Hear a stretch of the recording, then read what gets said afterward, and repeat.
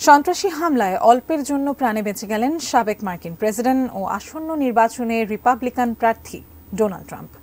পেনসিলভেনিয়ার সমাবেশে বক্তৃতা দেওয়ার সময় একটি ভবনের ছাদ থেকে তার উপর স্নাইপার দিয়ে তাকে গুলি করা হয়। তার ডান কানের উপরের অংশ ছিদ্র হয়ে গুলি বেরিয়ে গেছে। চিকিৎসাধীন ট্রাম্প এখন শঙ্কামুক্ত, তবে মারা গেছেন এক সমর্থক। গুরুতর আহত হয়েছেন আরও দুজন। পরে নিরাপত্তা বাহিনীর অভিযানে নিহত হয়েছেন হামলাকারীও।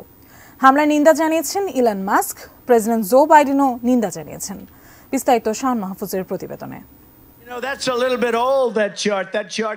সৌভাগ্যক্রমে প্রাণে বেঁচে গেলেন সাবেক মার্কিন প্রেসিডেন্ট ও আসন্ন প্রেসিডেন্ট নির্বাচনে রিপাবলিকান প্রার্থী ডোনাল্ড ট্রাম্প। পেনসিলভানিয়ায় নির্বাচনের সমাবেশে কয়েকশো মানুষের মাঝখানে মঞ্চে দাঁড়িয়ে বক্তব্য দিচ্ছিলেন তিনি। এ সময় হঠাৎ তার কান ঘেঁষে একটি বুলেট চলে যায়। সঙ্গে সঙ্গে মঞ্চে বসে পড়ে নিজেকে আড়াল করেন ট্রাম্প। এ সময় তার সমর্থকদের চিৎকার করতে শোনা যায়। সিক্রেট সার্ভিসের সদস্যরা ট্রাম্পকে চারপাশে ঘিরে রাখেন। কিছুক্ষণ পর উঠে দাঁড়ান Trump.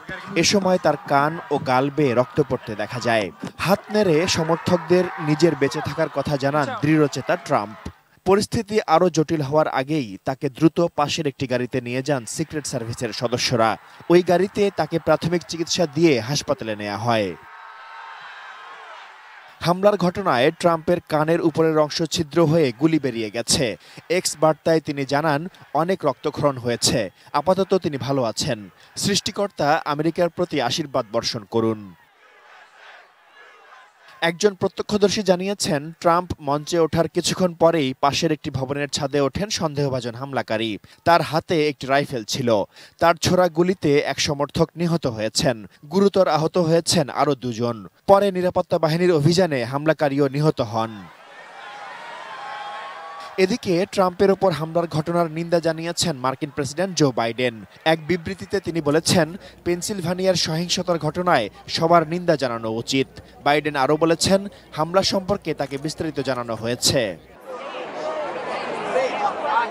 Shaon Mahfuz, desk report, ATN news.